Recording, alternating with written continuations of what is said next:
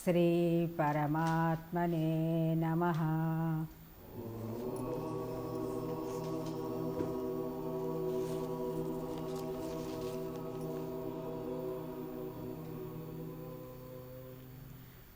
श्री परमात्मने नमः।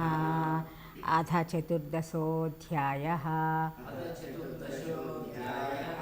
गुणत्रयविभागयोगः। 17వ మంత్రం నుంచి 20వ మంత్రం దాకా. సత్వాత్ సంజాయతే జ్ఞానం రజసో లోభ ఏవ చ ప్రమాదమోహౌ తమసో భవతో జ్ఞానమేవ చ ఊర్ధ్వం గచ్చంతి సత్వస్థా मध्ये तिष्ठन्ति राजसाः जगन्यगुणवृत्तिस्था अधो गच्छन्ति तामसाः नान्यं गुणेभ्यः कर्तारं यदा द्रष्टानुपश्यति गुणेभ्यश्च परं वेत्ति मद्भावं सोऽधिगच्छति गुणानेतानतीत्यत्रीन् देही देहसमुद्भवान् जन्म मृत्यु जरा दुःखै विमुक्तोऽमृतमश्नुते सत्वात् संजायते ज्ञानं रजसो लोभ एव च प्रमादमोहौ तमसो भवतो ज्ञानमेव च ऊर्ध्वं गच्छन्ति सत्त्वस्था मध्ये तिष्ठन्ति राजसाः जघन्यगुणवृत्तिस्था अधो गच्छन्ति तामसाः नान्यं गुणेभ्यः कर्तारं यदा द्रष्टानुपश्यति गुणेभ्यश्च परं वेत्ति मद्भावं सोऽधिगच्छति गुणानेतानतीत्यत्रीन् देही देहसमुद्भवान् जन्म मृत्यु जरा दुःखैः विमुक्तो अमृतमश्नुते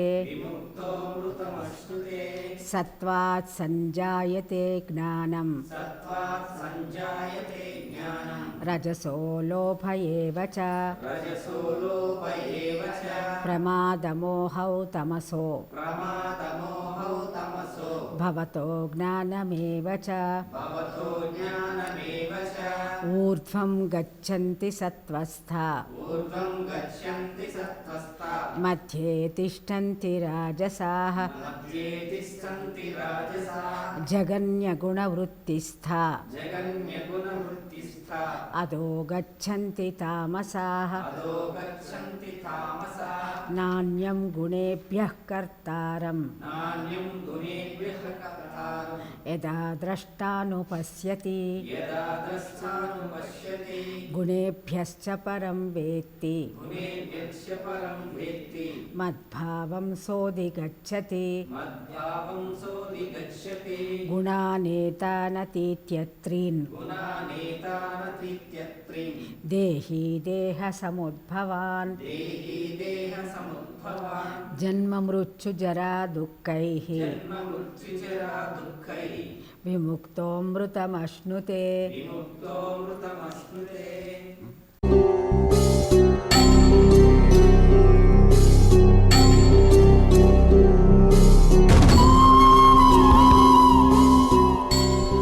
वसुदेवसुतं देवं కంసచాణూరమర్దనం దేవకీ పరమానందం కృష్ణం వందే జగద్గురుం.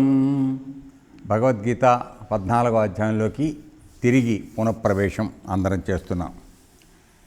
నిన్నటి రోజు వరకు మనం భగవంతుడు పరమాత్మ 3 గుణములు ఉచ్చస్థితి యందు ఉన్నప్పుడు మరణం పొందినట్లయితే ఏ జీవుడు ఏ విధమైనటువంటి లోకాల్ని పొందుతాడో, ఫలితాలను పొందుతాడో మనం చూడటం జరిగింది. అయిన తర్వాత ఏ దేహం విడిచిపెట్టేటప్పుడు ఏ గుణం ఎక్కువగా ఉంటుందో దాన్ని బట్టినటువంటి తర్వాత జన్మ కూడా వస్తుందనే విషయాన్ని చెప్పడం జరిగింది. ఏ విధంగా అంటే ఎప్పుడైతే వాడు సత్వగుణం ఎక్కువగా ఉండగా మరణించేటట్లయితే వాడు ఉత్తమ జ్ఞానం కలిగినటువంటి పరిశుద్ధములైన లోకాలను పొందుతాడు, స్వర్గలోకం వరకైరాలు పొందుతాడని చెప్పడం జరిగింది.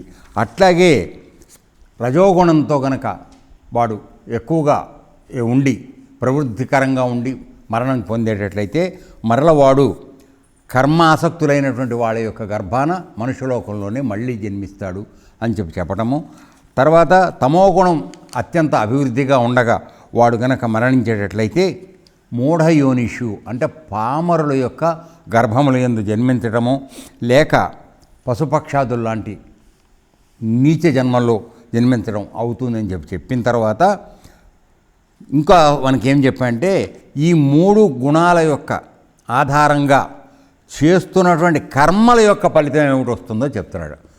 ఇంతవరకు గుణాల గురించి మాట్లాడాడు. ఇప్పుడు ఆ కర్మలను ఆచరిస్తే వాటి యొక్క ప్రభావంతో నువ్వు చేసే కర్మల యొక్క ఫలితం ఏమొస్తుందో నిన్న మనం అది కూడా చూడటం జరిగింది. ఏమని చెప్పాడు?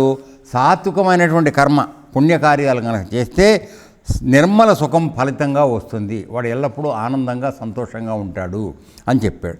అలాగే రజోగుణ సంబంధమైనటువంటి కర్మలు చేసుకుంటూ ఉంటే వాడికి ఎల్లప్పుడూ దుఃఖమే ఉంటుంది. ఎందుకని? వాడు శృతి మించి రాగాన పడినట్టుగా ఎక్కువగా శ్రమ పడటం వలన ఆ కర్మ చేసేటప్పుడు వాడు దుఃఖాన్ని పొందుతాడు, ఇష్టం ఉండదు. అయినప్పటికీ ఏదో చేయాలి కనుక చేద్దామని చెప్పేసి పని చేయడమే వాడికి చేతనవు కాబట్టి ఆ విధంగా చేసి దుఃఖాన్ని పొందుతాడు. పొందిన తర్వాత వచ్చిన ఫలితాన్ని గురించి కూడా వాడు సుఖంగా ఉండలేడు. ఎందుకని? ఇది పోతుందేమో అన్న బాధ. సో ఆ విధంగా వాడికి నెట్ ఎఫెక్ట్ ఏమిటి వస్తుందంటే ఎల్లప్పుడూ దుఃఖంతోనే ఉంటాడు రజోగుణంతో ఉన్నవాడు. తర్వాత ఈ తమోగుణ సంబంధమైనటువంటి కర్మలు చేసిన వాడి యొక్క పరిస్థితి ఏమిటంటే వాడికి ఎల్లప్పుడూ అజ్ఞానం కలిగి ఉంటుంది. అనగా వాడిని ఎవడూ బాగు చేయలేని పరిస్థితి. వాడికి తెలియదు, ఇంకోటి చెప్తే వినడు, వాడికి తోచింది వాడు చేస్తూ ఉంటాడు. ఇది తప్పు రైట్ అనేటువంటి స్పృహ ఉండదు, జ్ఞానం అంతకన్నా ఉండదు. ఒకవేళ ఎవరైనా సరిదిద్దడానికి చెప్పడానికి వచ్చి ప్రయత్నం చేస్తే కూడా వాళ్ళ మీద కోపం చేసుకోవడం అట్లాంటివన్నీ జరుగుతుంటాయి. కాబట్టి ఇక్కడ నెమ్మదిగా గుణాల గురించి చెబుతూ ఇప్పుడు వాటి ద్వారా మనం చేస్తున్న కర్మల యొక్క ఫలితాన్ని కూడా అంటే కొత్త దాన్ని తీసుకొచ్చి పెట్టాడు. ఎందుకని ఈ మాట చెప్పాల్సి వచ్చింది మనకి అని ఆలోచించేటట్లయితే ప్రకృతిజన్యమైనటువంటివి గుణాలు. సో ప్రకృతి జనితమైనటువంటి దీంతో పంచభూతాలతో ఏర్పడినటువంటి ఈ శరీరము, దాని నుంచి వచ్చినటువంటి గుణాల ఆధారంగా నీవు తదనుగుణంగా కర్మలు చేస్తున్నావు. కాబట్టి ఈ రెండిటి యొక్క ఎఫెక్టు నువ్వు చేసే కర్మల్లో ప్రతిద్యోతకం అవుతోంది. కాబట్టి ఇది ద్యోతకం అవడం వల్ల ఏం జరుగుతుంది? దానివల్ల వచ్చే బెనిఫిట్ ఇలాగ వస్తుంది. కాబట్టి ఇక్కడ 2 విషయాలు మనం చేసుకోవాల్సింది ఏంటంటే గుణాల ఆధారంగా నువ్వు తప్పు చేసుకుంటూ వెళ్ళినా ఫలితం అనుభవించాలి. గుణాలని పెట్టుకుంటూ చేసే కర్మల వలన కూడా నువ్వు ఫలితం అనుభవించాల్సి వస్తుంది. అక్కడ గుణాల ఆధారంగా నువ్వు మరణం పొందితే ఏమవుతుందని చెప్పాడు. మామూలుగా ఆ గుణంలో ఉంటే నువ్వు చేసే కర్మ యొక్క ఫలితం ఏమవుతుందో ఇక్కడ చెప్తున్నాడు. ఇక్కడ చావు గురించి మాట్లాడట్లేదు. ఆ తేడా కొద్దిగా మనం అర్థం చేసుకోవాలి. సో అంతవరకు అయిన తర్వాత ఇవాళ ఇక మళ్ళీ రిపిటేషన్ కొద్దిగా, ఎందుకంటే మనలాగా అర్జునుడు కూడా అప్పుడప్పుడు కునుకు తీసి మర్చిపోయే అవకాశం ఉంది కాబట్టి మళ్ళీ ఇంకోసారి చెప్తున్నాడు ఆయన. ఎందుకు చెప్తున్నాడు, ఏమిటి చెప్తున్నాడు 17వ శ్లోకంలో చూద్దాం. టీకా తాత్పర్యం 17వ శ్లోకం. సత్వాత్ సత్వగుణము వలన జ్ఞానం అనగా జ్ఞానము సంజాయతే కలుగుతున్నది. రజస రజోగుణము వలన లోభ ఏవచ లోభమే సంజాయతే కలుగుతున్నది. తమసః తమోగుణము వలన ప్రమాదమోహౌ అజాగ్రత్త లేక మరపు లేక విపరీత జ్ఞానము భ్రమ భవతః కలుగుతున్నవి. చ మరియు అజ్ఞానం చయేవా అజ్ఞానమే తస్మాత్ భవతి దాని నుండి జనించుతున్నది. కాబట్టి తమోగుణంలోంచే ఇవి అజ్ఞానం మామూలుగా వాడికి అజాగ్రత్త మరపు ఇవన్నీ కాకుండా దానిలోంచి అజ్ఞానం కూడా వస్తోంది. ఈ అజ్ఞానం వలనే వాడు చేసేటువంటి రజోగుణ సంబంధమైన కర్మలు కూడా వాడు చేయడం జరుగుతోంది. ఎందుకని? ఈ దేహం నేనటువంటి భావంలో వచ్చినప్పుడే కదా ఇది నేను చేస్తున్నాను, ఈ ఫలితం నాకు రావాలి, ఇది నేను చేస్తున్నాను, ఇక నాకు ఇది ఈ విధంగా ఉండాలి. ఇటువంటివన్నీ ఇప్పుడు వస్తున్నాయి, దేహధ్యాసలో ఉన్నప్పుడు వస్తున్నాయి. ఈ దేహధ్యాస తగులుకుని నాకు కావాలి, నేను చేస్తున్నాను, నేను పొందాలనే భావన రజోగుణంలో వస్తుంది. కాబట్టి ఈ రెండిటికీ ఆధారంగా ఉన్నది మన యొక్క అజ్ఞానం అయి ఉన్నది అనేది చెప్తున్నాడు. కాబట్టి ఉన్న 3 గుణాలలోనూ అత్యంత అవసరంగా అందరూ తగ్గించుకోవాల్సింది తమో గుణము, రజోగుణం. అప్పుడు కానీ నువ్వు సత్వగుణంకి జ్ఞానానికి కొద్దిగా చేరడానికి అవకాశం ఉన్నటువంటి సత్వగుణానికి రాలేవు. అలా సత్వగుణ స్థితిని దాటిన తరువాత కానీ అసలు పరమాత్మతో సంయోగం ఏర్పడే అవకాశం లేదు. కాబట్టి నువ్వు పరిపూర్ణమైనటువంటి ఆత్మజ్ఞానాన్ని పొంది పరమాత్మ స్వరూపాన్ని అనుభవపూర్వకంగా చూడాలి, దర్శించాలి అనుకునేటట్లయితే సత్వగుణం కూడా ఉండడానికి వీల్లేదు. ఎందుకంటే దానిలో కూడా 2 బలహీనతలు ఉన్నాయి. నేను సుఖంగా ఉండాలనే కోరిక ఒకటి, తర్వాత ఈ జ్ఞానం నాకు తెలుసు లేకపోతే ఈ జ్ఞానం నాకున్నది అనేటువంటి భావన కానీ, ఇటువంటి వలన నువ్వు బంధింపబడుతున్నావు. నాకు జ్ఞానం ఉందని అనుకుంటున్నావు రా నాన్న అంటే అర్థం ఏమిటి? నువ్వు ఆత్మ కన్నా భిన్నంగా ఉన్నావనే కదా ఆ జ్ఞానం నీకుందని నువ్వు అనుకుంటున్నావు. అంటే అర్థం ఏమిటి? అంటే నువ్వు ఆ స్వరూపానికి ఈ దేహం ఏదైతుందో దానిలో ఉన్న నీకు ఆ జ్ఞానం ఉందని అనుకుంటున్నావు. నిజానికి నువ్వే లేవు, అక్కడ ఉన్నది ఆత్మే. నువ్వు ఆత్మ యొక్క ప్రతినిధివి. కాబట్టి నీకు ప్రత్యేకంగా నాకు జ్ఞానం ఉందనే భావన ఎందుకు వస్తోంది అంటే నువ్వు పరిపూర్ణమైనటువంటి జ్ఞానానికి రాలేదు. అట్టి పరిస్థితుల్లో సత్వగుణం కూడా మనకు ఒక ప్రతిబంధకమే. అందువలన అది కూడా ఉండటానికి వీల్లేదు. ఏమీ లేకుండా ఉన్నవన్నీ ఇచ్చి ఊకే పొమ్మననే మన గురువుగారు చెప్పినట్టుగా తత్వంలో. సో ఈ 3 గుణాలు తెచ్చుకున్నావు, ప్రకృతితో జనితమయ్యావు, మళ్ళీ 3 గుణాలు తెచ్చుకున్నావు. ఈ 3 వదిలేయి, అప్పుడు పైన నేనున్నాను అని చెప్తున్నాడు. సో ఆ విధంగా మనం ఈ విధంగా అజ్ఞానం వలన అన్ని రకాలైనటువంటి దుఃఖప్రదములైనటువంటి అనుభవాలు మానవుడు పొందుతున్నాడు అనే విషయాన్ని చెప్పిన తర్వాత ఇక ఈ గుణాలు 3 ఉన్నాయని చెప్పాడు కదా. ఏది? సత్వగుణం వలన జ్ఞానము, రజోగుణం వలన లోభము, తమో గుణం వలన అజాగ్రత్త, మరపు, భ్రమ, అజ్ఞానం కలుగుతాయని చెప్పాడు కదా ఇప్పుడు 17వ శ్లోకంలో. నెక్స్ట్ 18వ శ్లోకానికి వచ్చేటప్పటికి ఈ గుణాలతో ఉన్నవాళ్ళు మరణానంతరం ఏ లోకాల్లోకి పెడతారు, ఏమిటి వాళ్ళ సంగతి ఏంటి? ఇందాక నువ్వు మాట్లాడింది ఒక గుణము మరణించే సమయంలో ప్రవృద్ధమానంగా ఉంటే ఏం జరుగుతుందో చెప్పాము అక్కడ. ఇప్పుడు అసలు ఆ గుణంలో నువ్వు బతికావు, చచ్చిపోయావు మామూలుగా. అంటే ఏదో గుణం ఉంది. 3 గుణాల్లో ఒకటి ప్రత్యేకంగా ఎక్కువగా ఉంటే జరిగే ఫలితం అక్కడ చెప్పాం. ఇక్కడ 3 గుణాలతోనూ ఉన్నావు, కానీ నీలో అసలు ఒరిజినల్గా ఏ గుణం ఎక్కువగా ఉంది అది లెక్క. మరి తేడా పట్టుకుంటున్నారో లేదో నాకు అర్థమవుతుందా? అంటే ఏమిటి? అక్కడ మనకు మొట్టమొదటిలో చెప్పింది ఏమిటనమాట, గుణాలు 3 ఉన్నాయి, కానీ నీవు మరణించే సమయంలో ఏ గుణం నీకు అత్యంత బలవత్తరంగా ఉన్నదో దాన్ని బట్టి నీ ఫలితం వస్తుందని చెప్పడం జరిగింది అక్కడ. ఇక్కడ 3 గుణాల్లో నువ్వు ప్రవర్తిస్తున్నావు, జ్ఞానంతో ఉన్నావు సత్వగుణంలో. సత్వంతో ఉన్న జ్ఞానం గుణంలో కలిగేటట్లయితే ఈ జ్ఞానం అక్కడ మరణ సమయం కాదు, నీ లైఫే సత్వగుణ ప్రధానుడివి నువ్వు జీవించి ఉన్నప్పుడే. అప్పుడు నీకేం జరుగుతుంది? మరణించే సమయంలో 3 గుణాలు కొట్టుకుని ఏది పైన ఉంటే దానికి వెళ్ళిపోతావు. కాదు, అసలు ఆ గుణాలు నీకు 3 మామూలుగా నీ జీవితం అంతా నడుస్తున్నాయి. అప్పుడు నువ్వు మరణిస్తే ఏం జరుగుతుంది చెప్తున్నాడు. తేడా మరి అర్థమైందా? ఇప్పుడు ఎందుకు రిపీటేషన్ ఊరికే చేయలే ఆయన? దానికి ఒక పర్పస్ ఉంది, అది చెప్పేది. అది అందిందా లేదా అనుమానంగానే ఉంది. ఏంటన్నా అర్థమైందా? Right, very good. కాబట్టి ఇక్కడ ఆ 3 గుణాలు ఉంటే ఏమేం కలుగుతాయో ఇందాక శ్లోకంలో చెప్పిన తర్వాత 17వ శ్లోకంలో. ఇప్పుడు 18వ శ్లోకంలోకి వచ్చేప్పటికీ టీకా తాత్పర్యం చూద్దాం. సత్వస్థాహ అంటే సత్వగుణమునందున్నవారు ఊర్ధ్వలోకములకు గచ్చంతి పోవుతున్నారు. రాజసాహ రజోగుణము గలవారు మధ్యమగు మనుష్యలోకమునందు తిష్టంతి ఉండుతున్నారు. అంటే వాళ్ళు ఎప్పటికీ అక్కడే ఉంటారు, జన్మించుతున్నారని అర్థం తీసుకోవాలి. తర్వాత జగన్య గుణవృత్తిస్థాహ నీచ గుణ ప్రవృత్తి గల తామసాహ తమోగుణము గలవారు అధహ కింద లోకములకు లేక నీచములకు పశువాది జన్మలకు గచ్చంతి పోతున్నారు. నువ్వు జీవితం అంతా ఏ గుణంలో ఉంటున్నావో దాన్ని బట్టి కూడా నీకు డిసైడ్ అవుతుందని చెప్తున్నాడు. మరణించే సమయంలో ఈ 3 గుణాలు కొట్లాడుకుని ఏది ఎక్కువగా ఉంటే దాన్ని బట్టి ఫలితం. నువ్వు జీవితం అంతా కూడా ఏ గుణం ప్రధానంగా నువ్వు ఉన్నావో దాన్ని బట్టి నువ్వు పోయిన తర్వాత నీకు వచ్చేది ఇది కూడా చెప్తున్నాడు. దాదాపుగా లెక్కేసుకుంటే సత్వగుణంలో పోతే 2 చోట్ల నీకు లాభమే జరుగుతుంది. అర్థమైందా? తర్వాత లేదు, మరణించే సమయంలో రజోగుణం ఎక్కువగా ఉంది, నువ్వేమవుతుంది కర్మ సంయోగులైనటువంటి ఇంకొక నీకన్నా ఎక్కువ పనిచేసే వాళ్ళ కడుపులో వెళ్ళి పుడుతున్నావు అక్కడికి వెళ్ళి. ఇప్పుడు ఇక్కడికి ఏం చెప్తున్నాడు? మధ్యమస్థ అంటే మనుష్యలోకం. అంటే ఎక్కేసుకోండి 3 లోకాలు చెప్పాడు మనకి. అర్థమైందా? స్వర్గలోకము, మనుష్యలోకము, కింద భూలోకము, తర్వాత పాతాళలోకం. అర్థమైందా? సో ఇక్కడ సత్వగుణంలో ఉన్నవారు మరణానంతరం ఊర్ధ్వలోకంలో కేగుతున్నారు. ఊర్ధ్వలోకం అంటే ఏంటి? మనుష్యలోకాన్ని దాటి పైలోకానికి వెళ్ళటం.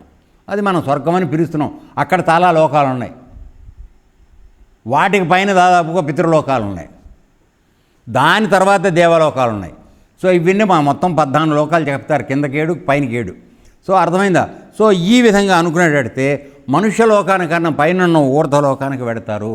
అక్కడ మనకు భగవద్గీతలో ఇంకో చోట చెప్పినట్టుగా అక్కడికి నువ్వు మంచి పనులు చేసుకుంటూ సత్వగుణంలో మంచి గుణాలతో నువ్వు కనుక మరణం పొందేటట్లయితే అక్కడ వెంటనే నువ్వు తిరిగి పుట్టకుండా నీకు కొంతకాలం విశ్రాంతి ఇస్తాను, అత్యంత శీతలమైనటువంటిది విశాలమైన లోకంలో నిన్ను ఉండనిస్తాను అని చెప్పాడు. అదే స్వర్గలోకం. ఇక్కడ అదే పాయింట్ చెప్తున్నాడు. సత్వగుణము కలవారు మరణానంతరము ఊర్ధ్వలోకములకు ఎగుతున్నారు. కాబట్టి వాళ్ళు వెంటనే జన్మకి రావాల్సిన అవసరం ఉండదు, చేసుకున్న పుణ్యం అనుభవించే వరకు పుణ్యలోకాల్లో ఉండి వస్తారు. తర్వాత రజోగుణము గలవారు మధ్యస్థమగు మనుష్యలోకమని జన్మించుతున్నారు. ఎందుకని వీడు రజోగుణం ఉంది కదా, ఎల్లప్పుడూ ఎంపర్లాట, తెల్లారు లేస్తూనే పరిగెత్తడం, పొట్టతిప్పలు. సో ఈ విధంగా వీడు కొట్టుకుంటూ ఉంటాడు కనుక, అయితే పాపం ఎక్కువగా చేయకుండా ఉండి అంటే శాస్త్రవిహితమైన కర్మలు చేస్తూ ఎక్కువగా చేసుకుంటూ వెడుతున్నాడు కాబట్టి వీడికి మళ్ళీ మానవ జన్మ ఇవ్వబడుతుంది. ఎందుకని?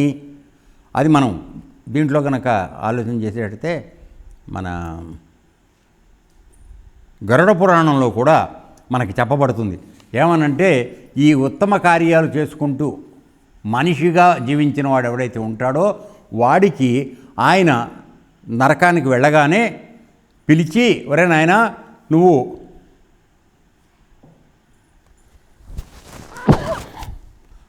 ఇచ్చిన మానవ జన్మను కొంతవరకు సద్వినియోగం చేసుకున్నావు కాబట్టి నీకు మరల నేను మానవ జన్మ ఇస్తాను, ఇంకా బాగుపడు, పైకి వెళ్ళటానికి ప్రయత్నం చేయి, ఊర్ధ్వలోకానికి వెళ్ళటానికి ప్రయత్నం చేయి అని చెప్పి అక్కడి నుంచి పంపించేస్తాడు. ఉంచుకోడు. ఆయన ఉంచుకునే వాళ్ళు ఎవరు? తమో గుణంలో ఉన్న వాళ్ళందరినీ అట్టే పెడతాడు. తర్వాత అంతకన్నా ఎక్కువ ఉత్తమమైన పనులు చేసిన వాళ్ళందరినీ ఓకే వచ్చారు కదా నువ్వు ఉత్తమ లోకానికి వెళ్ళినాయనని దండ వేసి మన పంపించేస్తాట. అక్కడ కూడా చాలా ఎంత న్యాయబద్ధంగా విభజన జరుగుతుందో ఆలోచించండి. తర్వాత కింద లోకాలకు వచ్చినాడు, వీడిని తీస్తారు లెక్క. వీడు ఇన్ని మర్డర్లు చేశాడు, ఇంతమంది కొంపలు దోచాడు, ఇన్ని దొంగతనాలు చేశాడు, ఇన్ని వేల అబద్ధాలు ఆడాడు, తర్వాత ఇన్ని వందల జంతువుల్ని కోసుకు తిన్నాడు, ఇవన్నీ లెక్కలోకి వస్తాయి. అక్కడికి వచ్చేటప్పటికి వీడికి ఏం చేస్తారంటే రౌరవాది నరకాలు, తర్వాత కుంభీపాకం అని ఒక పెద్ద బాణలిలో నూనె కాగుతూ ఉంటే వేసి కాసేపు వేయించి మళ్ళీ తీస్తూ ఉంటారు. సో అటువంటివి. తర్వాత ఇంతంత ఎర్రగా కాల్చిన సూదులతో ఆ శరీరంలోకి గుచ్చి తీస్తూ ఉంటారు. ఇట్లా రకరకాల బోల్డ్ పనిష్మెంట్స్ ఉన్నాయి. అవి ఎవడు మనకి ఇప్పుడు తెలియట్లేదు కనుక అది ఉంది లేదనేది మనకు తెలియటల్లా, మనం ఇష్టం వచ్చినట్టు చేసుకుంటూ వెడుతున్నాం. ఆ వెళ్ళి అక్కడ పడినప్పుడు తెలుస్తుంది. అర్థమైందా? సో ఇక్కడ మనకు కావాల్సింది ఏంటంటే సత్వగుణం ప్రధానంగా జీవితం అంతా గడిపినవాడు ఖచ్చితంగా ఊర్ధ్వలోకానికి పెడుతున్నాడు, ఇందులో అనుమానం లేదు. ఎందుకని? పాపపుణ్య విచక్షణా జ్ఞానంతో పాపం చెయ్యకుండా పుణ్యంగా పైన కార్యక్రమాలు చేసుకుంటూ తన తోటి ప్రాణుల పట్ల పరోపకార బుద్ధితో వాడు బతికాడు కాబట్టి వాడికి కొన్నాళ్ళు రెస్ట్ ఇవ్వడానికి పైకి తీసుకెళ్తాం. ఇక కాదు, రెండోవాడు ఉన్నాడు, ఎవడో రజోగుణంతో ఉన్నటువంటి, సరే 24 గంటలు 365 రోజులు 24/7 మొత్తం ఎప్పుడు కూడా పనే, సంపాదనే, ఆస్తి క్రియేట్ చేయడం. ఇల్లు ఖాళీ చేసి రావాలంటే 3 రోజులు 4 రోజులు పట్టే పరిస్థితి. అట్లా సామాన్లు పోగేసి అది బలహీనత. వాళ్ళని కాదు, ఒకళ్ళని కాదు, అందరికీ కూడా. ఎందుకు ఆలోచించండి, సపోజ్ ఒక వస్తువు కొన్నాం, ఒక కుక్కర్ కొన్నాం అనుకోండి, సరే ఏదో కారణం దానికన్నా న్యూ వెరైటీ వచ్చింది ఏంటి, సో కొత్తది కొన్నాం. ఈ పాత అవతల పారేయచ్చు కదా, సత్య పారేయం. అందరికీ ఉండే బలహీనత లెక్కటండి, తీసుకెళ్ళి మరి పైన పెడతా. అంటే ఎప్పటికైనా మళ్ళీ పనికొస్తుంది. నువ్వు అసలు తెల్లారేక ఉంటావో లేదో తెలీదు, ఆ చెడిపోయిన డబ్బా పనికి వస్తుందేమో అని మళ్ళీ తీసుకెళ్ళి పైన దాస్తాం. అంటే మన మోహం ఎట్లా ఉంటుందో చెప్తున్నాను. అందరికీ ఉండే బలహీనత ఇది, ఎవరు ఒకళ్ళని అనుకోక్కర్లేదు. సో ఈ విధమైనటువంటి బలహీనతతో ఉన్న వాళ్ళందరికీ ఖాయంగా మళ్ళీ ఆ డబ్బాలు చెత్త పోగేసుకోవడానికి మళ్ళీ మానవ జన్మే వస్తుంది. అర్థమైందా? దుర్మార్గం లేదు, కాపీనే ఉంటుంది, లోభం.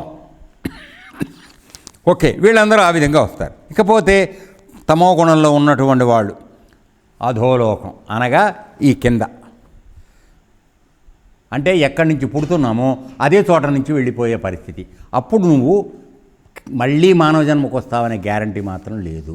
ఒకవేళ వచ్చినా నువ్వు కొడుకనే జ్ఞానం కూడా లేనటువంటి తల్లిదండ్రులకు పుట్టుతాం. అర్థమైందా? లేదు, పశుపక్షాదుల్లోకి వెళ్ళిపోతాం. ఎందుకని? మనకు పాపం పుణ్యం యొక్క తేడా తెలియదు, ఎల్లప్పుడూ పాపమే చేస్తూ ఉంటాం కాబట్టి ఖచ్చితంగా వాటి ఫలితంగా మనం అక్కడికి వెళ్ళాల్సి వస్తుంది. మొట్టమొదటిగా నరకానికి వెళ్ళి చేసిన పాపాలకి శిక్ష అనుభవించి తర్వాత మళ్ళీ జన్మకి వెళ్ళాలి. 2 పనిష్మెంట్స్. అర్థమైందండి? సో ఈ విధంగా జరుగుతుంటుంది. కాబట్టి ఇక్కడ మనం తెలుసుకోవాల్సింది ఏంటంటే, ఇప్పుడు మానవ జన్మ అంటూ పెద్ద గొప్పగా నేను మానవునని విర్రవీగే మనమందరం కూడా ఏ గుణంలో ఉంటే మంచి జరుగుతుంది అనేది పరమాత్మ నోటి నుంచి వచ్చింది కాబట్టి తగు జాగ్రత్తగా కొంపలు తీయటం అట్లాంటివి చెయ్యకుండా, మన విపరీత జ్ఞానాన్ని వాడి దాన్ని ఎగేసి దీన్ని ఎగేసి అట్లా చేయకుండా కొద్దిగా ఉన్నంతలో నిజాయితీగా శ్రద్ధగా చేసుకుంటూ వెళ్ళేటట్లయితే ఖచ్చితంగా మనం కనీసం మానవ జన్మ మళ్ళీ రావడానికి అవకాశం, అందులో అనుమానం లేదు. అతి తెలివితేటలు ఉపయోగించామనుకోండి, విపరీత జ్ఞానం కిందకి వెళ్ళిపోతాం, అందులో అనుమానం లేదు. లేదు, అసలు నేను మంచి పనే చేస్తా, ఆశ్రమానికి వచ్చాను, ఆశ్రమం సేవ చేయడం తప్ప నాకు స్వార్థం అవసరం లేదు అనుకుని ప్రత్యేకమైనటువంటి శ్రద్ధాభావంతో ఆశ్రమ సేవే నాకు జీవిత గమ్యం, గురుదేవులకు అనుగ్రహం కావాలి అనుకుని చేసేవాడు ఖాయంగా ఉత్తమ లోకాలకు వెళ్తాడు, ఇందులో అనుమానం లేదు. సో ఈ విధంగా చెప్పడం జరిగింది. ఇక అయిన తర్వాత ఇప్పుడు ఏమండి ఊర్ధ్వలోకాలకు వెళ్తాడు అది ఇది అని చెప్పని అంటున్నారు కదా, మరి ఊర్ధ్వలోకం అంటే స్వర్గాది లోకాలే కదా. కాబట్టి ఇవన్నీ ఊర్ధ్వలోకాలకు వెళ్ళటం, మధ్యలోకంలో ఉండి మానవ లోకాన్ని రావడం, అదో యోనులు అక్కడ వెళ్ళటం, ఇవన్నీ వదిలేసే బాగానే ఉంది. అసలు మానవుడి యొక్క మెయిన్ పాయింట్ ఏమిటి? నువ్వు దేనికి వచ్చావు ఈ జన్మకి, ఏం చేయాలి నువ్వు, అది చెప్పండి.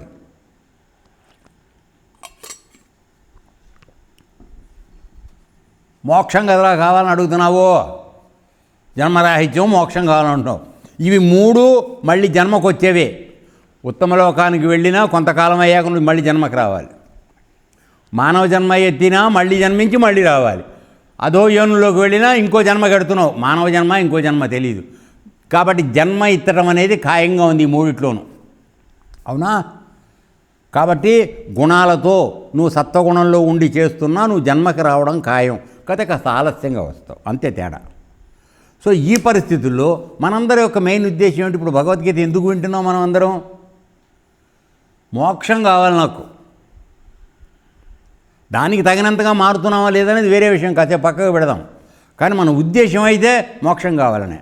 కాబట్టి అప్పుడు ఈ 3 గుణాలతో ఉన్నప్పుడు ఈ విధంగా జరుగుతుంటే అసలు విషయంలోకి ఇప్పుడు కృష్ణ పరమాత్మ ఎంటర్ అవుతున్నాడు.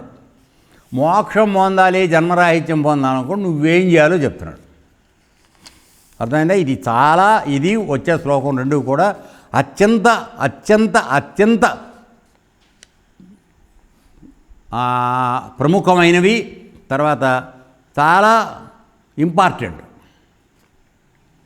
ఈ రెండు శ్లోకాల మీద మనం జాగ్రత్తగా దృష్టి పెడితే మన భవిష్యత్తు జీవితం నిర్ణయం అయిపోతుంది. ఎందుకంటే ఇంద్రియాలు లేకుండా, శరీరం లేకుండా మనం పుట్టట్లా, వాటిల్లో గుణాలు లేకుండా మనం పుట్టట్లా. ఇంద్రియాలతోనూ, తర్వాత 23 తత్వాలతోనూ, 3 గుణాలతోనూ మనం పనులు చేయకుండా ఉండడంలా కదా. కాబట్టి ఏ విధమైనటువంటి పనులు చేయడం ద్వారా నీవు ఉత్తమ లోకాలకు పెడతావా, మనుష్య లోకంలో ఉంటావా, అధో లోకానికి పెడతావా అనేది నీ చేతిలో ఉంది కదా. ఇవి చేస్తూ వెళితే ఎల్లప్పటికీ ఇట్లాగే ఉంటావా, లేకపోతే అసలు నీకు మానవ జన్మ ఇవ్వబడినటువంటి ఉద్దేశం ఏమిటి? నువ్వు పరమాత్మలో కలిసిపోవడం కదా. ఉత్తమ జన్మ కాదు మనకు కావాల్సింది, జన్మ లేకుండా అయిపోయే పరిస్థితి కావాలని మనం కోరుతున్నాం. అది చెయ్యాలంటే ఏం చేయాలో ఇప్పుడు చెప్తున్నాడు.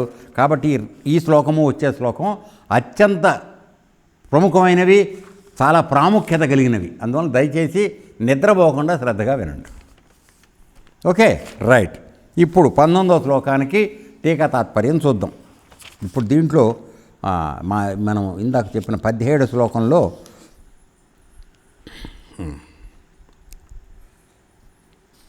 మనం చూసాం. తర్వాత 18వ శ్లోకం ఇప్పుడు మనం చూసాం కదా, ఊర్ధ్వం గచ్చంతి. ఊర్ధ్వం గచ్చంతి, దానిలో వివరణ కొద్దిగా చూద్దాం. ఏమిటంటే మనం ఉత్తమ లోకాలకు వెళ్ళటం అంటే ఏమిటి అంటే, మనుష్యలోకానికి పైన ఉండడం వల్ల వీటిని ఊర్ధ్వం అని పేర్కొనబడింది. సాత్విక గుణం అనేటువంటి పురుషులు మరణానంతరము ఈ లోకములను చేరుదురు. తర్వాత మధ్యే అనే పదం ఎక్కడ? మధ్యస్థానం అంటే భూవర్లోకము, భూలోకము ఇది. సో మన స్వర్గలోకము, మనుష్యలోకము, పాతాళలోకము, ఈ 3 లోకాలు. ఈ 3 లోకాల్లో మధ్యలో ఉంది కాబట్టి ఇది మనుష్యలోకం. సో రజోగుణ సంబంధమైన వాళ్ళు మధ్యలోకం అనగా మానవ జన్మకు వస్తారు అని చెప్పడం. రాజస స్వభావం కలిగిన వాళ్ళు మనుష్య జన్మకు వస్తారు. కాబట్టి వాళ్ళు మనుషులుగా ఉండడం అంటే ఇక్కడ అందుకనే వాళ్ళు ఏమి చెప్తున్నాడు చెప్పేటప్పుడు, వాళ్ళు ఉంటున్నారు, తిష్టంతి అంటే తిష్ట వేసుకుని కూర్చుని ఉన్నారని చెప్తున్నాడు. అంటే ఎంతకాలం అయితే నువ్వు పనులు చేసుకుంటూ వెడుతున్నావో నువ్వు మళ్ళీ మానవ జన్మకి ఇస్తూ ఉంటారు మనకి ఛాన్స్. అర్థమైందా? తర్వాత తిష్టంతి అని. తర్వాత ఇక్కడ జగన్య గుణము అనగా తమోగుణ ప్రధానమైన వాళ్ళు జగన్య గుణము అని చెప్పి అంటున్నారు. అంటే నీచమైనటువంటి గుణాలు కలిగిన వాళ్ళు ఎక్కడ ఉంటారంటే అధోగతి ప్రాప్తం అవుతుంది వాళ్ళకని చెప్తున్నాడు. ఈ జగన్య అనే శబ్దానికి నీచము, నింద్యము అనేటువంటి అర్థాలు కూడా ఉన్నాయి. దానివలన ఆ జగన్య గుణం వలన వచ్చేటువంటి మనకి ఇవేమిటి, దాని యొక్క కార్యాలు ఏమిటంటే ఇందాక చెప్పినట్టుగా ప్రమాదం. అంటే ఎవరైనా సరైన పని చేస్తున్నాడు అనుకో, వాడిని అవహేళన చేసి చెడగొట్టడం. మంచి పని చేసుకెడుతున్నాడు అనుకో, ఏం చేస్తావురా, ఉండు కచ్చా కూర్చో అని చెప్పి, చేసేవాళ్ళే పెద్ద నువ్వేనా, మేము చేయమా, సరే ఆగు అని వాడిని నిరుత్సాహపరిచి కరెక్ట్ పని వాడు చేయకుండా చేయడం చూడటం ప్రమాదం. సో నిన్న చూసాం ఇది మోహం, అజ్ఞానం, అప్రకాశం, అప్రవృత్తి, నిద్ర మొదలైనవన్నీ దాని వృత్తులు. వీటన్నిటి యందు లగ్నమై ఉండడం చేత వాడిని తామసులు అంటారు. అంటే తమోగుణ ప్రధానమైనటువంటి వాళ్ళని తామసులు అంటారు. వీళ్ళు మరణించిన తరువాత వెల్తిరా మానవులలోనే పూర్తి అజ్ఞానభరితమైనటువంటి దంపతులకు పుట్టడం జరుగుతుంది. అంటే నువ్వు కొడుకు అనేటువంటి జ్ఞానం కూడా నీ ప్రేమ కానీ వాడి మీద ఉండదు. వాడికి అటువంటి తండ్రిదండ్రులకు పుడతావు నువ్వు. లేదు నువ్వు వెళ్ళిపోయి మామూలుగా కీటకములు, పక్షులు, తర్వాత పశుపక్షాదులు, వృక్షాది నీచయోనుల్లో జన్మ తీసుకుంటామని చెప్తున్నాడు. తర్వాత ఇక దీనిలో వచ్చింది ఏంటంటే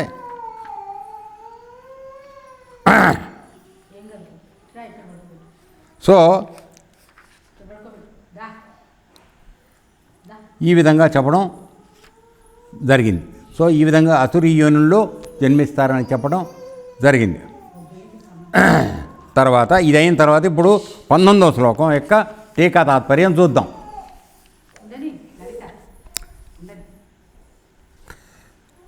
యదా ఎప్పుడు మనుజుడు దృష్ట భూత్వా వివేకవంతుడు అయ్యి తాను ద్రష్టయ్యని గ్రహించి, అనగా చూచేవాడినని, చూడబడేవాడుగా కాదు, చూచేవాడుగా అంటే కనబడుతున్న విషయాల కన్నా నేను భిన్నంగా ఉన్నాను అనేటువంటి జ్ఞానాన్ని పొంది గుణేభ్య ఆ గుణాలని సత్వాది గుణముల కంటే అన్యం వేరైనటువంటి కర్తారం కర్తను న అనుపశ్యతి చూడడు. అంటే ఆత్మానం తన్ను గుణేభ్యచ ఆ గుణముల కంటెను పరం అన్యునిగా లేక సాక్షిగా వేత్తి తెలుసుకునిచున్నాడు. సహా అతడు మద్భావం నా స్వరూపమును అధిగచ్చతి పొందుతున్నాడు. సో ఈ 3 గుణాల్లో ఉండేటువంటి వాడు ఎవరైతే ఉన్నాడో వాళ్ళలో ఎవరైతే వివేకవంతుడై, అనగా ఇప్పుడు మామూలుగా మిగతా 2 గుణాల్లోనూ వాళ్ళకి వివేకం లేదు. ఎందుకని? వాళ్ళకున్నటువంటి లోభము లేక అజ్ఞానము ఈ 2 వాడిలో ఉన్నటువంటి వివేకాన్ని కప్పేస్తున్నాయి. ఉదాహరణకు మనం చూసి ఏమిటి, కోళ్ళగంప రజోగుణం వాడికి బొక్కలు ఉంటాయి కానీ పూర్తిగా వెలుతురు కనపడదు కప్పిన దీపం మీద కప్పినప్పుడు. తర్వాత తమో గుణం పెట్టినప్పుడు కుండ బోర్లు ఇస్తాం, అసలు వెలుతురే రాదు. అంటే ఎల్లప్పుడూ వాడు అజ్ఞానం అనే చీకటిలోనే ఉంటాడు. కానీ సత్వగుణంలో ఉన్నవాడు ఒక గాజు చిమ్నీ పెడతాం, ఆ వెలుతురు చాలా వరకు మామూలుగా కనపడుతుంది, కానీ దాని ఆవరణ ఈ గ్లాసు యొక్క చిమ్నీతో నియమితం అవుతోంది. అది లేకుండా నువ్వు కేవలం ప్రకాశ స్వరూపంగా మారిపోయే పరిస్థితి అనేది సత్వగుణాన్ని దాటినప్పుడు వచ్చేటువంటి విశుద్ధ సత్వగుణంలో రావాలి. అటువంటి కలిగిన వాడిని వాడిని వివేకవంతుడు అన్నారు. మనకి వివేకం ఉంది, కానీ మనకి పక్క నుంచి వచ్చినటువంటి గుణాలు మనం ఏం చేస్తున్నాయంటే ఆ వివేకాన్ని పనిచేయనివ్వట్లే. అది తేడా, అంతకన్నా ఇంకేం లేదు. మానవ జన్మకు వచ్చిన వాడికి ఎవరికి వివేకం లేకపోలే, అర్థమైందా? కానీ ఆ వివేకం ఉండి ఇతర గుణముల యొక్క ప్రభావానికి లోనైపోయిన వాడు ఒక రకము, అసలు అటువంటి గుణాలు ఉన్నాయనే తెలియకుండా దాదాపుగా దున్నపోతు పరిస్థితిలో ఉండేవాడు 3వ వాడు. వీడిది పేరుకి మానవ జన్మే. మరి ఎందుకంటే మానవ జన్మలో కూడా 4000 జన్మలు ఉన్నాయని చెప్తున్నారు ఈ 84 లక్షల జన్మల్లో. కాబట్టి వాడు ఏ స్థాయిలో మానవుడో మనకు తెలియదు, పేరుకు మానవుడే. సో మరి ఇట్లా జరిగినప్పుడు ఆ మానవుడు మానవుడే, అర్థమైందండి. కానీ వీళ్ళందరి దగ్గర కూడా కనపడని వస్తువు ఏమిటంటే వివేకం లేదు. సత్వగుణంలో ఉన్నటువంటి వాడు కొద్దిగా వివేక జ్ఞానం ఉంటుంది. అందుకని వీలైనంత వరకు కొద్దిపాటి స్వార్థం, నేను సుఖంగా ఉండాలనేటువంటి లక్షణం వాళ్ళు ఉంటుంది కాబట్టి కొద్దిపాటి స్వార్థ బుద్ధి ఉంటుంది. కానీ వాడు మంచి చేస్తాడు, చెడు చేయడు. సో కొద్దిపాటి స్వార్థం, నేను సుఖంగా ఉండాలని కోరుకోవటం కూడా ఒక డిస్క్వాలిఫికేషన్. కాబట్టి వీడు కూడా పూర్తిగా మోక్షానికి అర్హుడు కాదు. అంటే వివేకం పూర్తిగా లేదు, అది కూడా లోపభూయిష్టంగా ఉంది, చిన్నపాటిది, ఒక 10-20%, ఎక్కువ లేదు, అర్థమైందా? సో దీన్ని కూడా దాటితే కానీ వాడు నువ్వు వివేకవంతుడు అనడానికి వీల్లేదు. అట్టి వివేకవంతుడు నేను గుణముల కన్నా భిన్నము, నేను కేవలం సాక్షిని, నేను చూచేవాడిని, ద్రష్టను, దృశ్యము, ఇదంతా నువ్వేమవుతున్నది. మామూలుగా ఇంతకుముందు అధ్యాయంలో చూసాం కదా నాన్న, క్షేత్రము, క్షేత్రజ్ఞుడు. క్షేత్రము అంటే శరీరంతో సహా 23 తత్వాలతో ఏర్పడినటువంటి శరీరము, స్థూల సూక్ష్మ కారణాలు వీటన్నిటితో ఏర్పడినటువంటి ఇదేదైతే ఉందో అది క్షేత్రము అనబడుతోంది. దాన్ని తనకన్నా భిన్నంగా ఉందని చూసేవాడు క్షేత్రజ్ఞుడు, వాడిని ద్రష్ట అంటున్నాం. దాంట్లో ఇంకొక విషయం మనకి చెప్పింది ఏమిటంటే పరమాత్మ యొక్క స్వరూపమే క్షేత్రజ్ఞుడు అనబడే జీవుడు. అయితే వాడు ఎప్పుడైతే వెళ్ళి ప్రకృతితో సంయోగం చెందుతున్నాడో ఈ ఇద్దరు కలిసిన తర్వాత వాటి నుంచి జనితమైనటువంటి 3 గుణాల్లో పడి కొట్టుకుని 3 రకాలుగా మారిపోతున్నాడు మానవుడు. ఈ క్షేత్రజ్ఞుడు కిందకు పడిపోయాడు, సత్వగుణం వాడిలాగాను, రజోగుణం వాడిలాగాను, తమో గుణం వాడిలాగా మారిపోతున్నాడు, అర్థమైందా? ఒరిజినల్గా మన పొజిషన్ ఏమిటి? క్షేత్రజ్ఞుడు. మనం పరమాత్మ యొక్క స్వరూపం, మనకి ఏవీ అంటుకుని లేవు, కేవలం మనం చూచేవాళ్ళమే. అనగా ఈ దేహం నీది కాదు. నీదా? నీది కాదు కదా? కాదు ఖచ్చితంగా. కానీ నువ్వు అనుకుంటున్నావు. అనుకోవడంలో తప్పేవాడితే నీదే, నాది కాదు. అనుకోకుండా ఉండాలని చెప్పి నేను ఈ జ్ఞానం ఇచ్చాను నీకు, అదే వివేకం.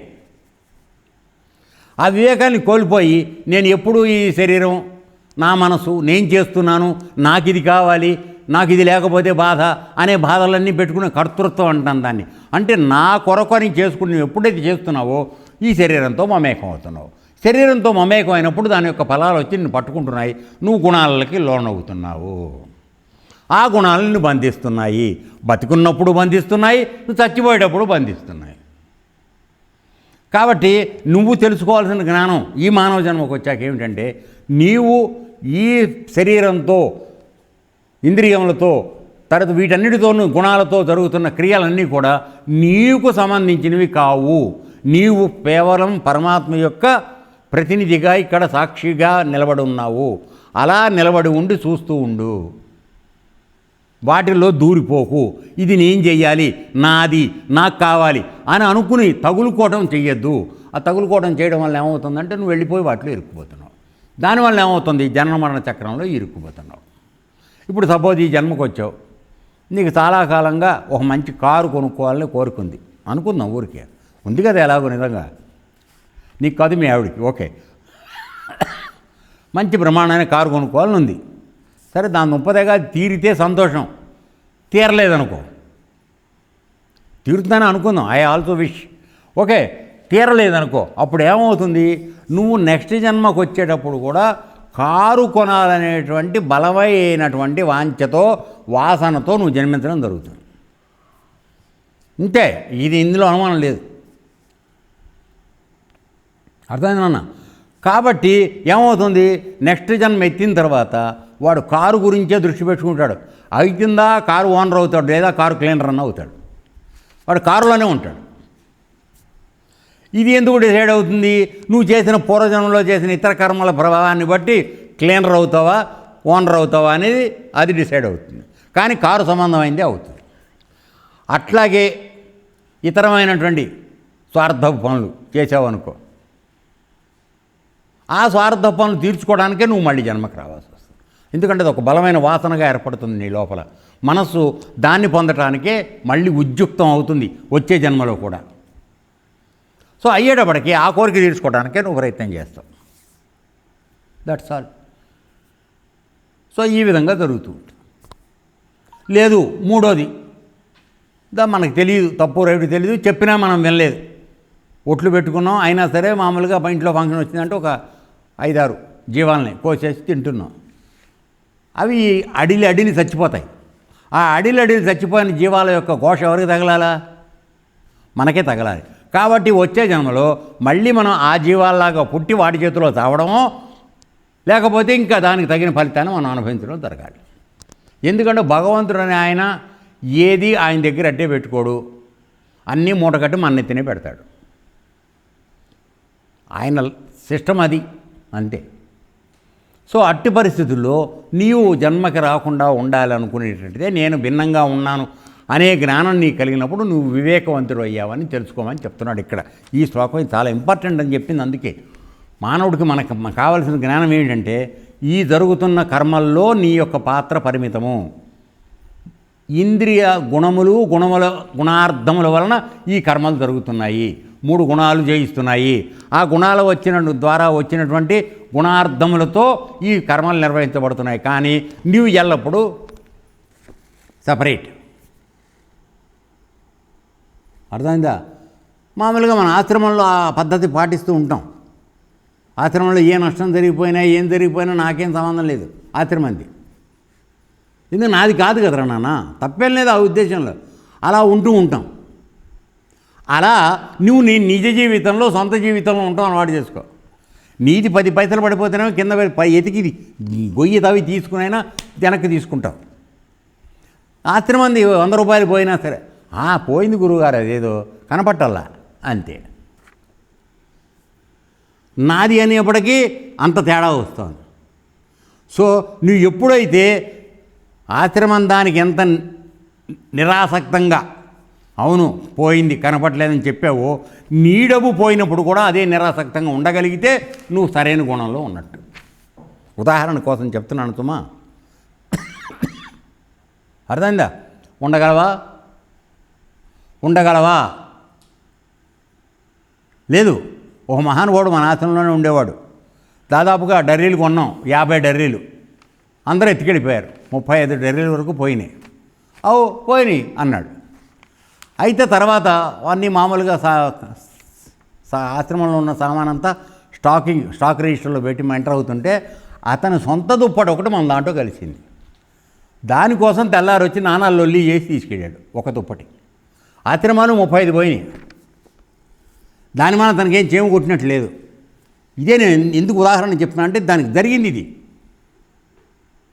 వెధవది ఒక దుప్పటి కనబడపోతే పోయిందనుకో, నేను అన్ని నాశనం చేశాను కదా ఆశ్రమంలో పడుకుని, వాడు పోతే పోయింది, పోయినా ఊరుకోవచ్చు కదా, ఊరుకోరా. తెల్లారు వచ్చి కొట్లాడి పెట్టి అది పట్టుకెళ్ళాడు. వీళ్ళు ఆశ్రమానికి వస్తారు. ఇది జన్మరాహిత్యం కోసం.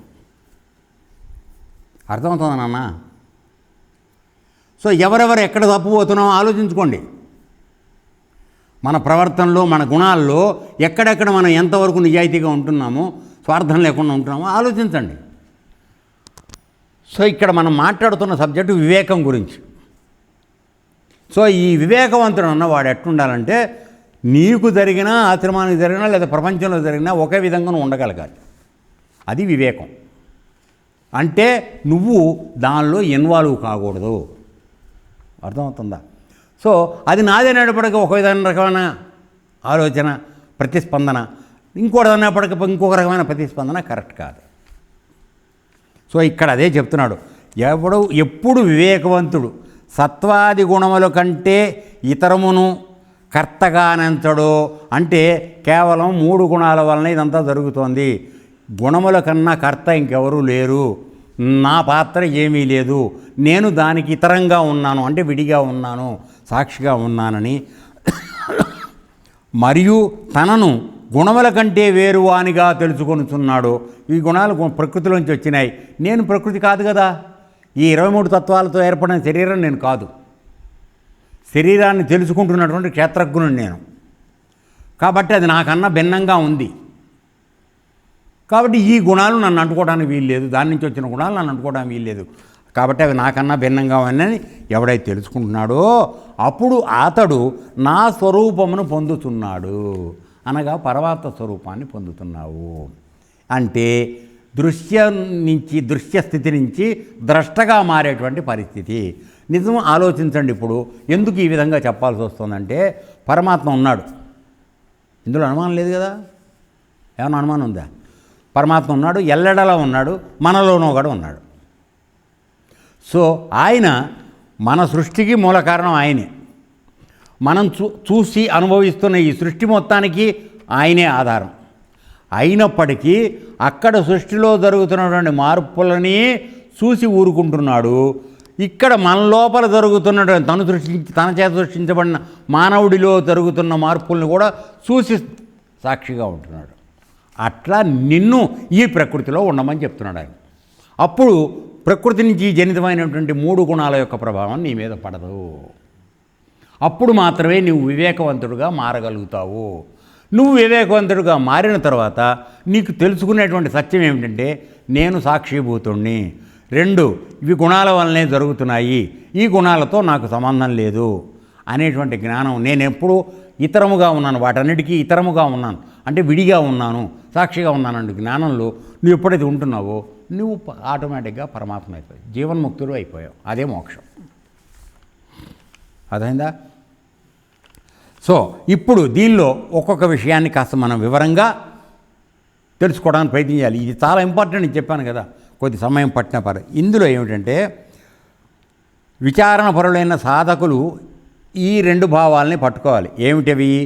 గుణాల కంటే నేను వేరేగా ఉన్నాను, తర్వాత గుణాలు జరిగే క్రియలకి నేను కర్తని కాను, గుణాల ద్వారా జరుగుతున్న కర్మలకి నేను కర్తని కాను, గుణములు నాకన్నా డిఫరెంట్గా ఉన్నాయి అనే జ్ఞానం ఎవడైతే కలుగుతుందో వాడు నా స్వరూపం పొందుతాడని చెప్పాడు కదా. కాబట్టి ఈ విషయాన్ని విచారణ పరంగా తెలుసుకునేటువంటి సాధకులు ఎవరైతే ఉన్నారో వాళ్ళు దాన్ని ఎల్లప్పుడూ స్మరణ తెచ్చుకుంటూ ఉండాలి. నేను దీనికన్నా భిన్నము, ఇది నాకు సంబంధించింది కాదు, నేను దీన్ని అంటుకుని ముట్టుకోకుండా ఉన్నాను, నేను నా బతకడానికి వచ్చాను, జన్మను సద్వినియోగం చేసుకుంటాను, వీటిల్లో ఇరుక్కోను అనేటువంటిది రోజు రోజు అనుకుంటూ ఉండాలి. మనమందరం ఏం చేస్తాం, ఇవాళ రాత్రికి ఏదో ప్రయత్నం చేసాం, ఒక 4 పనులు అనుకున్నాను రాత్రి, అందులో 3 పనులు చేయించాను మీ చేత, 4వ పని మిగిలిపోయింది. ఊరికే ఉదాహరణ చెప్తున్నా. తెల్లవాళ్ళు దీని మీద నడుస్తూ ఉంటుంది. రేపు పొద్దున ఎవరితో ఎప్పుడు ఎన్నింటికి ఏం చేయించాలని అంటే ఏం జరుగుతోంది, నా మనసుకు వెళ్ళిపోయి పూర్తిగా ఆ పని మిగిలిపోయిన పని మీదే పడిపోతోంది, కర్మల్లో ఇరుక్కుపోతున్నాను నేను కదా. ఇది తప్పు. ఎందుకని, నీ యొక్క రజోగుణం ఆ కర్మ మిగిలిపోయిన కర్మ పట్ల నిన్ను ఉత్తేజితుని చేస్తోంది. జరుగుతుంది, తెల్లారని చూద్దాం, ఆగే పరిస్థితి లేదు. ప్రశాంతంగా రాత్రి నిద్రపో, అది పోలేకపోతున్నాడు. డబ్బు బాగా సంపాదించిన వాడికి ఏమవుతోంది, నిద్ర అసలు పట్టదు. ఎందుకని, ఒకటి ఇంకా ఎక్కువ సంపాదించాలనే ఆతృత, రెండోది సంపాదించింది ఎవరన్నా ఎత్తికెడిపోతారేమో భయం. ఎరా అవునా కాదా అది. సో ఇక్కడ ఈ చెప్తున్నటువంటి ఈ 2 లక్షణాలు ఏవైతున్నాయో దీన్ని మరల నువ్వు జ్ఞాపకం చేసుకోవడం వలన ఏమిటంటే నీ మనసు ఆ విషయాలలోకి వెళ్ళటం తగ్గించుకుంటుంది. కావాల్సింది అది. నువ్వు దానిలో మనసు ఇరకబెట్టుకోకుండా మనసును బయటికి తీసుకోవడానికి ప్రయత్నం చేయి. ఎందుకని, మనసే కదరా ముఖ్యం అన్నిటికన్నాను. గుణాలు ఎక్కడి నుంచి వస్తున్నారా బిడ్డ, మనసు వచ్చి తగులుకుంటేనే ఈ గుణాలు వస్తున్నాయి బయటికి. మనసు ఎక్కడి నుంచి వచ్చిందిరా, క్షేత్రంలోంచి వచ్చిందిరా అయ్యా, ప్రకృతిలోంచి పుట్టిందిరా నాన్న. అవి వచ్చిన తర్వాత చేయడానికి 3 గుణాలు ఇచ్చారు అయ్యా మనకి. వీటిని పెట్టుకుని మనం ఎక్కడి నుంచి వచ్చామనే జ్ఞానం మర్చిపోయి వీటిలో ఇరుక్కుపోతున్నాం. కాబట్టి మనసే మనకి కర్త, ఈ త్రిగుణములే వాటి యొక్క కరణములు, చేయించబడే పనులు చేయించేవి. ఈ జ్ఞానంతో నువ్వు ఉండడం అవసరం. కాబట్టి సంసార బంధానికి ఈ 3 గుణాలు మనసే కారణం, సంసార బంధ విముక్తికి ఈ 3 గుణాలు మనసే కారణం. కాబట్టి నీకంటూ స్వతంగా ఏమీ లేదు. ఈ రెండింటిని వదులుకోగలిగితే, మనస్సుతో కూడినటువంటి 3 గుణాలను దూరం పెట్టగలిగితే నువ్వు పరమాత్మవే. అది చెప్తున్నాడు. కాబట్టి జీవుడు చేయు సమస్త కర్మలకు త్రిగుణములే కర్త. అర్థమైందన్నా? సత్వగుణంలో ఉన్నావు, మంచి పని చేయాలనుకుంటున్నావు, ఆశ్రమానికి సేవ చేయాలనుకుంటున్నావు, నీ చేత అన్ని మంచి పనులు చేయిస్తోంది నీ మనసు. సత్వగుణం ఉంది కాబట్టి. అర్థమైందా? రజోగుణంలో ఉన్నావు, ఆశ్రమానికి చేస్తున్నావు, కానీ దాంతోపాటు నీకు కూడా పక్కకి వేసుకోవడానికి కొద్దిగా ప్రయత్నం చేస్తావు. ఇది రజోగుణం. అసలు వీలైనంతవరకు ఎగ్గొట్టి పని చేయమంటే ఏమాత్రం శ్రమ లేనటువంటి మంచినీళ్ళు పోయటమో ఉప్పు వేయటమో ఇట్లాంటి వడ్డన చేసేటప్పుడు చేసుకుంటూ వెళ్ళిపోయేవాడు, శరీరాన్ని చేసుకుని చేసేవాడు వాడు తమోగుణ ప్రధానుడు. అంటే వాడికి ఏ పని చేయడం ఇష్టం ఉండదు. తొందరగా బాగా నొక్కి చెయ్యనన్నావు అనుకో, అప్పుడు మంచిని డబ్బా పుచ్చుకుంటాడు. సో ఈ విధంగా. కానీ నిజానికి ఏమిటి, ఈ 3 గుణాల ప్రభావంతోనూ మన ప్రవర్తన మారిపోతోంది. కాబట్టి వీటిని తగు డిస్టెన్స్లో నువ్వు మెయింటైన్ చేయడం అవసరం. ఆ జ్ఞానం కావాలి. కాబట్టి త్రిగుణములు కర్త, త్రిగుణాత్మకు మనస్సు కర్త, ఈ రెండే మనకు చేస్తున్నవి. కాబట్టి ఈ త్రిగుణములే మనస్సే దేహేంద్రియాదుల చేత కర్మలు చేయిస్తోంది. కాబట్టి బంధమును పొందేది మనస్సే, బంధము నుంచి మోక్షాన్ని ఇచ్చేది కూడా మనస్సే. అందుకని మనస్సును ఎవరు తేలికగా అనుకోకండి. ప్రపంచంతో బంధించేది మనసే 3 గుణాలతో. లేదు, పరమాత్మ వైపుకి దాన్ని తగిలించావు, అది వెళ్ళిపోయి తగులుకుంది. ఇందాక మీకు క్షేత్ర విభాగంలో మీకు ఎన్నోసార్లు చెప్పాను. ఏమిటంటే క్షేత్రగుణమైనటువంటి జీవుడు ప్రకృతితో ఎప్పుడు లెఫ్ట్ సైడ్కి వెళ్ళిపోయి తగులుకుంటున్నాడో వాడు జన్మ మరణాలకన్నిటికీ చిక్కుబడిపోతున్నాడు. అలా కాకుండా కుడివైపున ఉన్నటువంటి పరమాత్మ స్వరూపంతో వాడు మమేకం అయినప్పుడు ఈ మనసు తన యొక్క లక్షణాన్ని కోల్పోయి దాంట్లో వెళ్ళిపోయి ఇది కూడా పరమాత్మ స్వరూపంగా మారిపోతుంది. ఇంకా మనసు అనేది ఉండడం లేదు. ఇదే పాయింట్ మళ్ళీ ఇక్కడికి. సో దీని మీద విడిగా ఉండాలి. కాబట్టి ఏ విధంగా అయితే పరమాత్మ ఈ సృష్టి మొత్తంలో సాక్షిగా ఉంటున్నాడో, నువ్వు చేసే కర్మలన్నీ చేయనిస్తున్నాడు. ఆయన ఏమైనా అడ్డం పెడుతున్నాడా? ఎవరై ఇది పాపనరా చేయొద్దని ఆయన ఏమో చెప్తున్నాడా? చెప్పటంలా. లోపల కూర్చున్నాడు. చేస్తున్నావా? చేయి బిడ్డ చేయి, లెక్క రాసుకుంటా నేను అని లెక్క రాస్తున్నాను. అకౌంటింగ్ జరుగుతోంది. వద్దని మాత్రం ఆపడం. తర్వాత రెండోది, ఇప్పుడు వివేకం వచ్చినప్పుడు ఏం జరుగుతుంది? నీవు ఆయన గుణాల కన్నా విడిగా ఉన్నావనే సంగతి నీకు తెలిస్తే అది వివేకం అని చెప్పాను కదా ఇందాక. కాబట్టి గుణములకు దేహేంద్రియులకు సాక్ష్యకు ఆత్మయే నేను అని,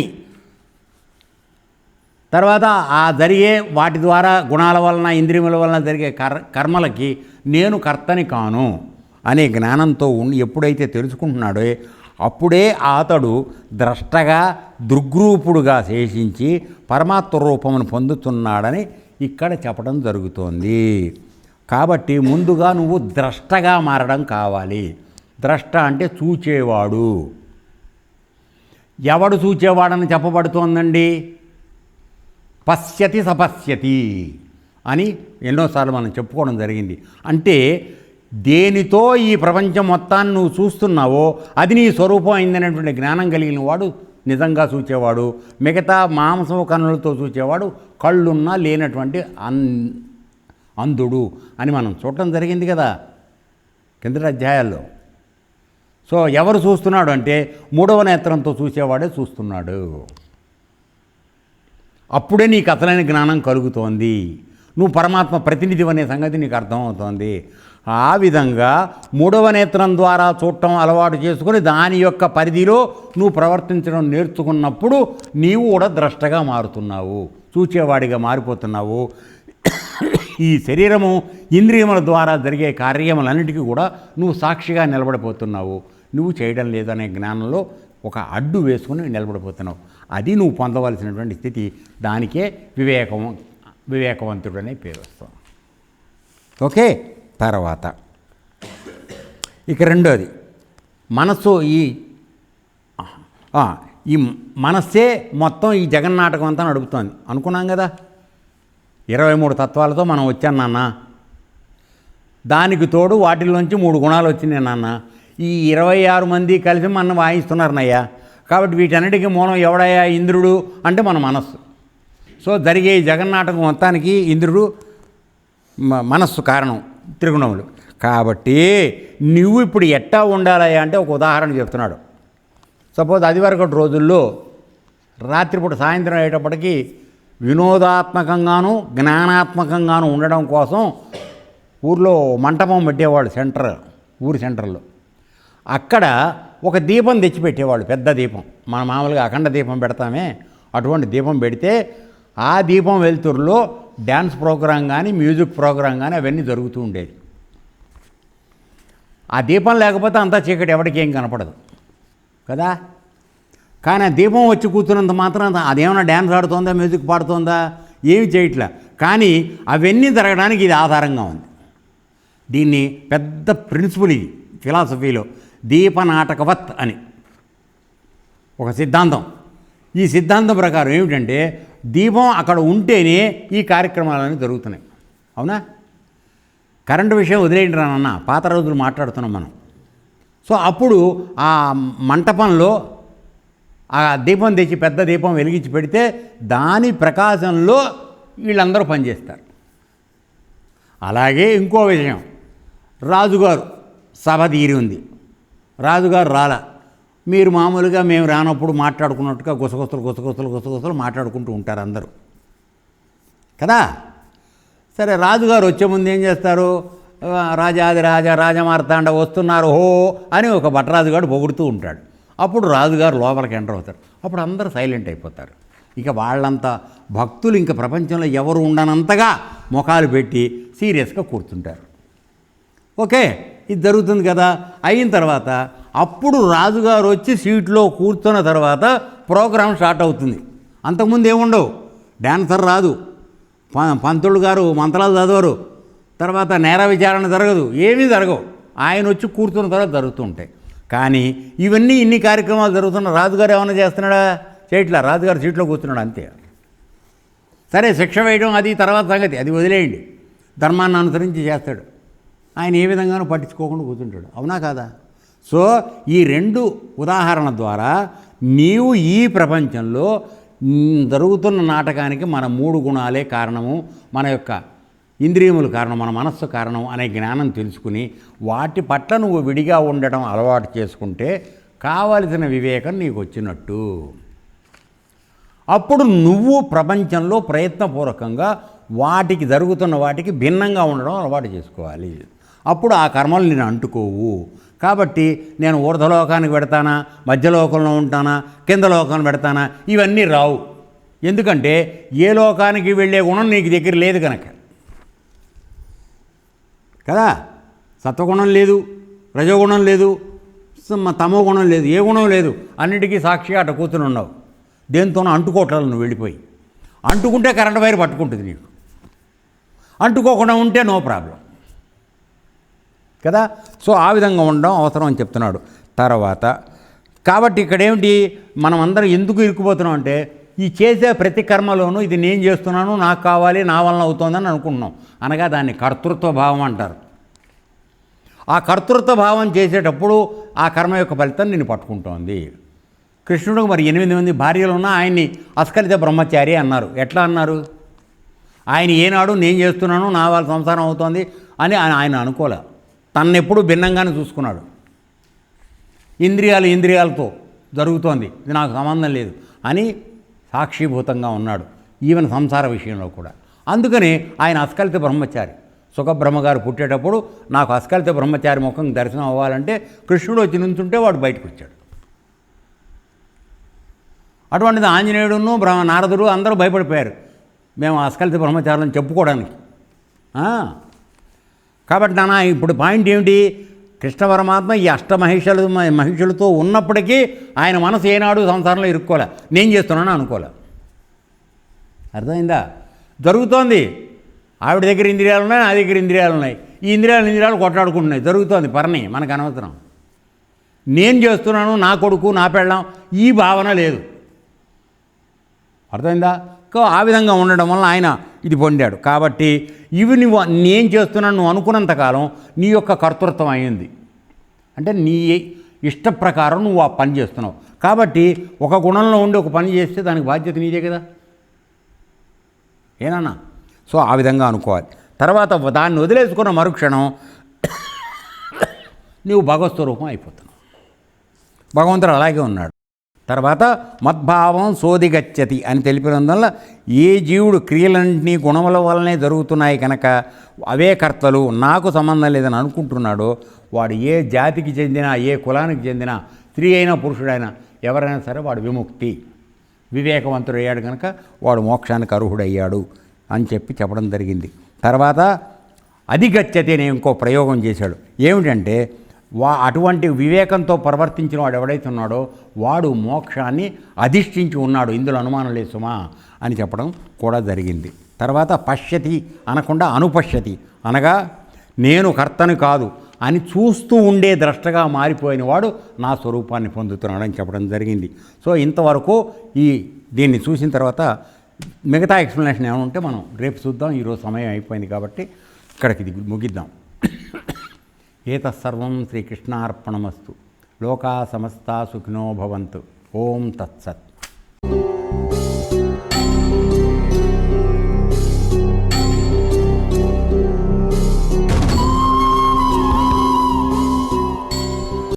ఓం తత్సదితి శ్రీమద్భగవద్గీతాసు ఉపనిషత్సు బ్రహ్మ విద్యాయాం యోగశాస్త్రే శ్రీకృష్ణార్జున సంవాదే గుణత్రయ విభాగ యోగో నామ చతుర్దశోऽధ్యాయः. ఓం శాంతి శాంతి శాంతి. లోకా సమస్తా సుఖినో భవంతు. ఏతత్సర్వం బ్రహ్మార్పణమస్తు. ఓం తత్సత్.